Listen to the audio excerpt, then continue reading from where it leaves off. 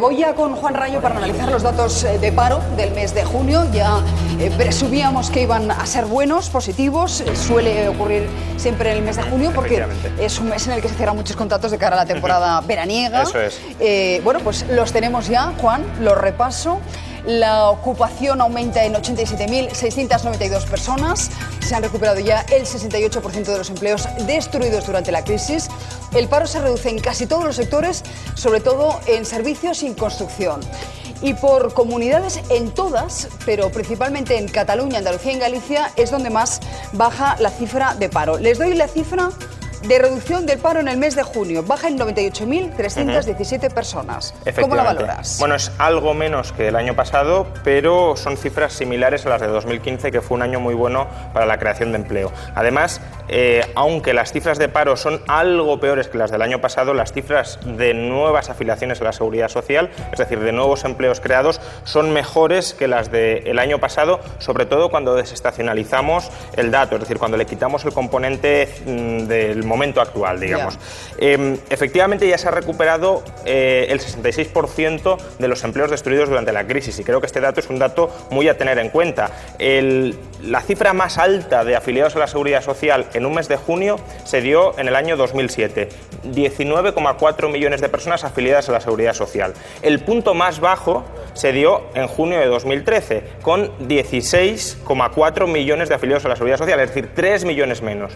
Pues bien, desde 2013 hemos creado 2 millones de afiliados a la Seguridad Social. Falta uno para regresar al máximo histórico. Y en el último año... El máximo histórico es previo a la crisis. 2007, 19,4 millones. Y para ver la progresión que estamos siguiendo, nos falta 1 millón para llegar al máximo, y en los últimos 12 meses hemos creado más de 600.000. Por tanto, en año y medio, al ritmo actual, llegaríamos al máximo de afiliados a la Seguridad Social en un mes de junio, previo a la crisis. ¿Se cumplían, por tanto, los pronósticos del Gobierno? Si seguimos a este ritmo, sí. La cuestión es si los pronósticos del Gobierno de seguir este ritmo son acertados o no.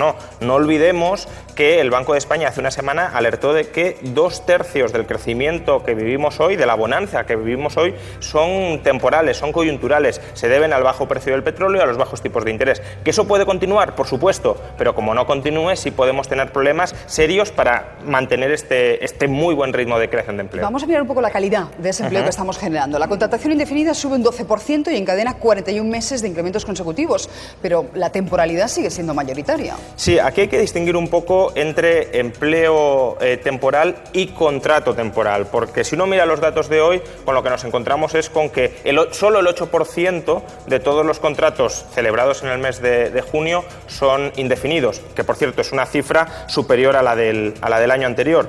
Este mes de junio se han firmado 166.000 contratos indefinidos, el año pasado menos de 150.000. Pero si vemos este porcentaje, solo el 8%, parece que prácticamente todo el mundo en España esté contratado en régimen temporal, y no es así. 3/4 partes de todos los trabajadores en España tienen un contrato indefinido. ¿A qué se debe esta diferencia de datos? El 8% de los contratos, 75% de los contratos... Sí, efectivamente. Pues imagínate que tú tienes un contrato indefinido y yo tengo un contrato temporal de un día. Y este contrato temporal de un día yo lo voy renovando cada día durante el mes.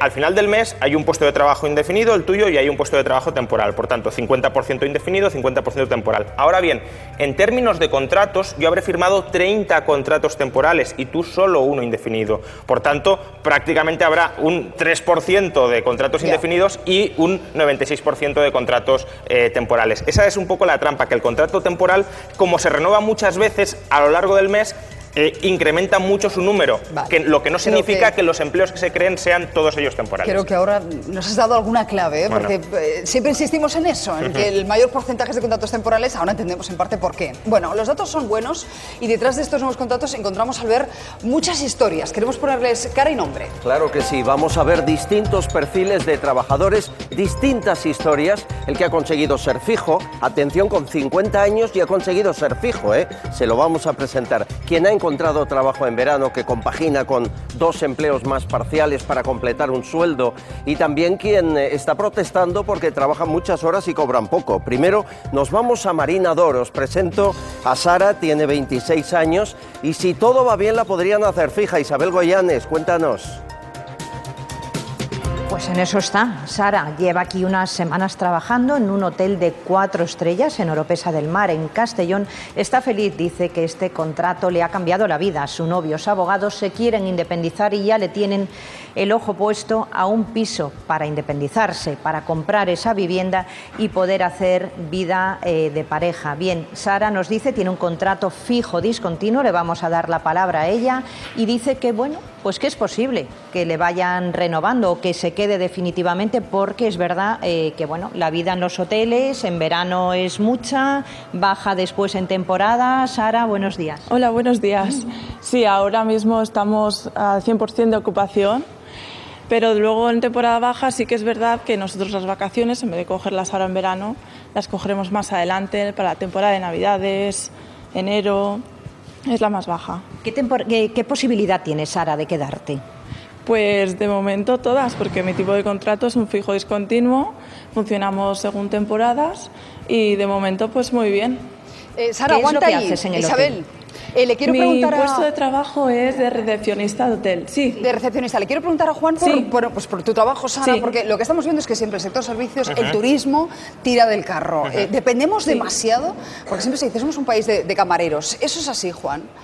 O de recepcionistas, en el caso de Sara. A ver, es verdad que España tiene un peso dentro de su mercado de trabajo superior al de otros países europeos en el sector turístico, pero es normal porque España es el primer destino turístico del mundo y tenemos una ventaja comparativa y competitiva muy clara en el sector turismo. Sería absurdo no aprovecharla. Sin embargo, tampoco debe quedar la imagen de que solo estamos creando empleo en el turismo, porque no es así. En los datos de paro que tenemos hoy, tanto el sector construcción, industria como servicios, se reduce el paro un 3%, 3,2, 3,3%. Por tanto, la reducción del paro ha sido bastante uniforme en todos los sectores. Todos ellos están generando actividad y generando empleo. Pues le deseamos a Sara muchísima suerte en este trabajo temporal para Muchas este gracias. verano. Ojalá tenga continuidad en el futuro. Hablabas de otros empleos que se generan en otros sectores. Bueno, es el caso de Alfredo. Él se siente afortunado porque después de 2 años sorteando todo tipo de contratos, por fin le hacen un contrato indefinido. Lo vemos. Según están las cosas, un contrato fijo, pues, o indefinido, la duración, es complicado, y más a mi edad, que ya tienes una edad que dices 50 años, que bueno, sí, lleva muchos años trabajando, pero claro, no rindes igual que uno de 30, pero bueno, la experiencia sirve de algo. Ahora por desgracia hay mucho, entonces poca demanda, mucho empleado, pero en el mío y en todos. Y claro, los coches se van modernizando cada vez más complicados, más electrónica, y claro, la gente joven te va pisando. Alivio y te puedo pagar tranquilamente, que no sé si el mes que viene voy a cobrar o no voy a cobrar. En este caso, gracias a Dios, sí. Son los hijos, son la hipoteca, los gastos de ir, venir, comer, gastos de agua, de luz, todo suma. Pues en mi trabajo suele ser todo, casi todo trabajos temporales, porque no hay mucha demanda. El automóvil hubo un boom que se vendieron mucho coche nuevo, casas oficiales. Luego ya la gente, pues claro, al no poder comprar coche ya repara más, pero de todas formas han cerrado muchos talleres y es más trabajo temporal, sobre todo de cara al verano, que no trabajo fijo. Fíjate en el caso de Alfredo, mecánico, 50 años, satisfecho porque a su edad todavía ha conseguido un contrato indefinido, ¿no? 50 años no es nada. No, efectivamente, pero el problema de España ya no es solo el paro de las personas de más de 50 o 55 años, sino es sobre todo el paro de los más jóvenes. Y en ese sentido, claro, los de abajo tienen ganas también de encontrar un empleo y además están dispuestos a trabajar por muy poco al principio, dado que todavía no tienen experiencia, la tienen que conseguir, y en este sentido, por ejemplo, también lo vemos en los datos del paro. Es decir, el paro de personas de menos de 25 años se ha reducido un 16% frente al 10% de la media del resto de edades. Por tanto, se está concentrando, al menos en este mes, la reducción del paro en personas jóvenes y, evidentemente, esas personas jóvenes, que además son las típicas que se contratan, evidentemente, en sectores como la hostelería, pues desde luego están compitiendo también en parte con personas de más edad. Abundando en lo que dice Juan, efectivamente 4 de cada 10 profesionales menores de 25 años no tienen trabajo y más de la mitad de los nuevos contratos son inferiores a 6 meses. Vamos con la historia de Juan, Albert. Es la historia de alguien que tiene trabajo pero necesita completar su salario con algo más. Cuando termina su jornada laboral se sube a una bici y reparte comida con Deliveroo. Eso son unas 15 horas por semana y cobra 600 euros brutos, que quede mucho menos. Juan y sus compañeros piden mejoras laborales. Juan, pendiente por si se conecta, te enfundas toda la ropa y de todo tu trabajo aquí a trabajar de repartidor. Exactamente. Bueno, ¿y qué está pasando ahora? ¿Por qué parecen que las condiciones van a cambiar? Bueno, pues están intentando pelear un poquito, moverse, sobre todo que te mantengan los dos pedidos por hora asegurados. O sea, que hagas ninguno, hagas uno, hagas dos, te paguen dos. A partir de ahí, si haces 3, 4, los que sean. Porque hay veces que puedes estar aquí 1 hora, 45 minutos y no te entra ningún pedido. Entonces estás parado, si no te pagan, pues tú llevas aquí 1 hora y tú no has ganado nada. ¿El mes más o menos cuánto podemos sacar, Juan? Yo, Sí. que hago unas 15 horas más o menos a la semana, puedo estar en torno a unos 600, pero de ahí luego quita IVA, quita IRPF, Autónomo. quita autónomo, depende de tu cuota, ahora son 50, que está subvencionado, luego son 130 y algo creo, y luego ya no sé si pasa a 200. Y va subiendo. ¿Y no tenéis seguro? No tenemos seguro. Si te pasa algo con un vehículo, con un taxista, con un peatón, ¿qué pasa? Pues no lo tengo muy claro porque gracias a Dios por ahora no me ha pasado nada. ¿El perfil de repartidor cuál suele ser? Bueno, pues mucha gente que estudia, gente que tiene algún trabajo, media jornada o algún trabajo, como en mi caso trabajo, y te deja un margen y sacas aquí pues otro pellizquito. Y luego también hay mucha gente que es su trabajo completo. Trabajo bien, yo creo, hago bien pedidos y me saco un pellizco que la verdad me ayuda y yo por mis condiciones particulares estoy contento. ¿Te sientes un poco descubierto? Sí, bueno, realmente podríamos estar más arropados en el sentido de sentirnos un poco más protegidos, porque ya no solamente es eso, es yo qué sé, climatología, llueve tremendo, tú pedaleas, nieva, graniza, 40 grados, menos 5 grados, entonces a lo mejor podría haber alguna manera, algún plus, te suben un poquito, o quincenalmente es cuando nos pagan, pues oye, plus de peligrosidad, vas entre los coches, contaminación, te pueden dar, atropellar, lo que sea, entonces sí que ahí te podrías sentir tú más que un poco más valorado, digamos, ¿no? Ya lo han visto, aquí hay un problema grave. Si estas son las nuevas formas de empleo, hay que mejorarlas. Los repartidores piden mejoras. Laura Calvo es portavoz de la plataforma Riders por Derechos. Buenos días, Laura. ¿Cómo es posible lo que estamos oyendo? Sin seguro, 600 euros pagándose autónomos. ¿Eso es así? Hola, buenos días. Buenos días. Pues efectivamente, tal y como comenta mi compañero, pues sí, la situación en la que estamos actualmente es así. Tenemos un contrato de autónomos, pero realmente a efectos somos falsos autónomos, porque nosotros no negociamos ni los precios de nuestros servicios, ni realmente negociamos las horas que trabajamos. Y como comenta nuestro compañero, tampoco tenemos un seguro. Y dada la peligrosidad de nuestro trabajo, pues sería conveniente tener un seguro, porque todas las semanas algún compañero es atropellado, todas las semanas se roba alguna bici. Las bicicletas las costeamos nosotras y también los gastos de reparación, que hay que estar constantemente reparando las bicicletas. Laura, También, como comenta el compañero. Si roban una bici, ¿la paga el repartidor o la repone el repartidor? Claro, por supuesto. Efectivamente, las bicicletas son nuestras y nosotros corremos con todos los costes y todos los riesgos. Entonces, ¿qué riesgos asume la empresa? Son muy bajos. Ninguno. Claro. Absolutamente ninguno. ¿El sueldo neto en cuánto se empresa, queda? De media. El sueldo neto, pues, de media no te sabría decir, porque tal y como comentaba el compañero, los perfiles de los trabajadores de los riders de Deliveroo son muy variopintos y muy heterogéneos, y también son las horas que echa cada repartidor. Entonces, pues un ejemplo es el que comentaba mi compañero, yo te puedo dar el mío particular. Yo más o menos estaba trabajando unas 20 horas semanales, ingresando entre 750 y 800 mensuales. ¿Brutos o netos? Eso sin haber quitado los impuestos. Claro, eso aparte. Oye, ¿por cada reparto se cobra o se cobra un sueldo fijo?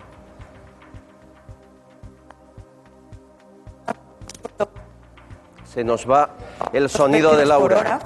¿Cuánto repite, por favor? todavía algunas compañeras un fijo de 8,50 la hora. 8,50 la hora. El equivalente a dos pedidos por hora. Ese precio es variable, depende de la ciudad, porque en las distintas ciudades se paga distinto y depende del vehículo. Las motos y las bicis eléctricas cobran un poco más porque tienen que costear pues, la gasolina, por ejemplo, ¿no?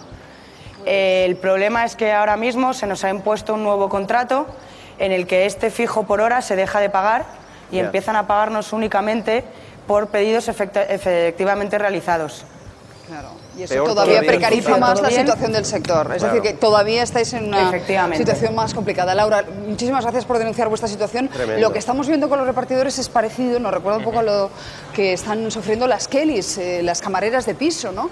Siempre se dice que son las grandes víctimas de la reforma laboral, porque se ha precarizado mucho este tipo de empleos, Juan. Bueno, a ver, este tipo de empleos, en concreto el de repartidores, antes y después de la reforma laboral se habrían efectuado exactamente del mismo modo, porque son empleos autónomos que responden a la demanda. ¿Se puede decir que son falsos autónomos? Bueno, realmente en la medida en que ellos determinan el número de horas que trabajan y en la medida en que además son ellos los que aportan los medios de producción, digamos la bicicleta, pues están prestando un servicio a la empresa.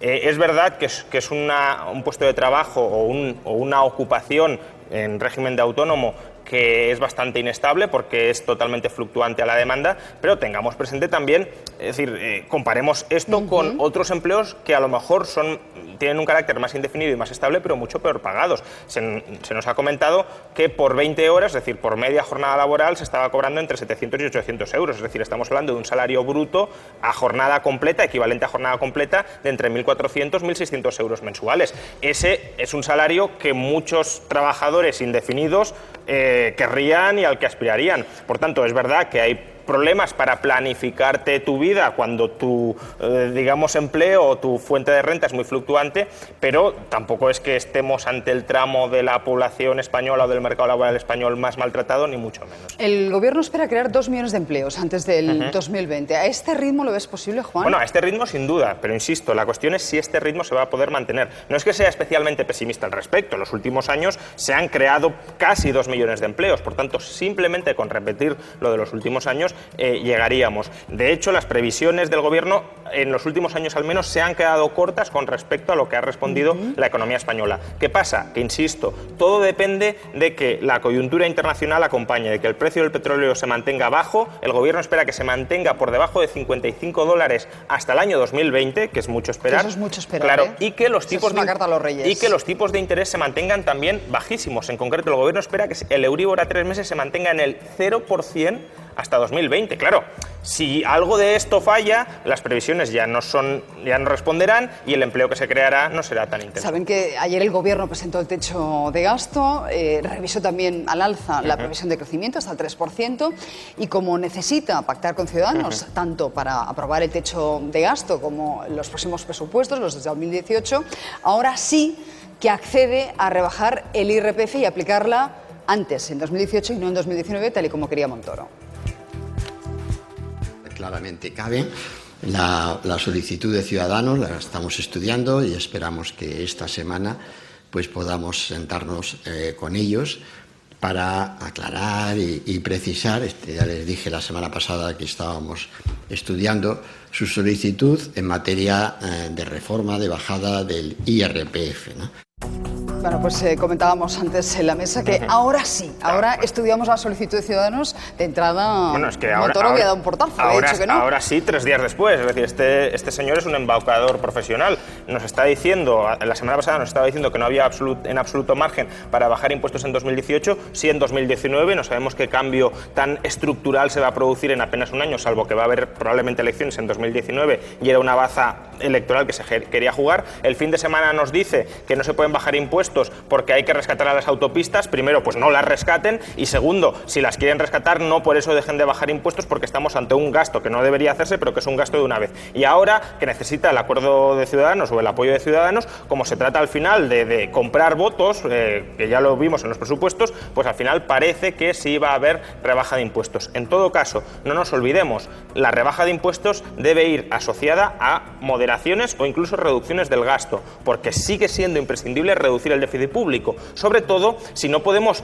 confiarnos, porque no debemos confiarnos, a que la economía seguirá tirando del carro tan espectacularmente como en los años anteriores. Tú sabes que el Partido Socialista está criticando ya que Ciudadanos pida esa rebaja del IRPF en el 2018, porque dicen que tenemos un problema para pagar las pensiones y que no podemos reducir el estado del bienestar. Claro, ellos lo que quieren es incrementar el gasto. Problema, que si tú incrementas el gasto, aparte de que ralentizas la economía, es mucho más dinamizador de la economía dejar el dinero en el bolsillo de los ciudadanos que lo gestione esta gente, que ya vemos lo que hace con el dinero, pero aparte hay un problema, es decir, si las previsiones del gobierno no se cumplen y aumentamos el gasto, estamos hipotecando el futuro de la economía española, que eso es justamente, no lo olvidemos, lo que hizo el Partido Socialista durante la etapa de Zapatero, cuando aumentó muchísimo el tamaño del Estado y luego cuando pinchó drásticamente la economía, teníamos un sector público estructuralmente engordado que no podíamos financiar de ninguna manera, salvo con las brutales subidas de impuestos que luego aprobó Montoro, dado que no quiso rebajar el gasto. Bueno, pues dejamos aquí la economía. Muchísimas gracias, Juan Rayo. Vamos a ocuparnos ahora de Iñaki.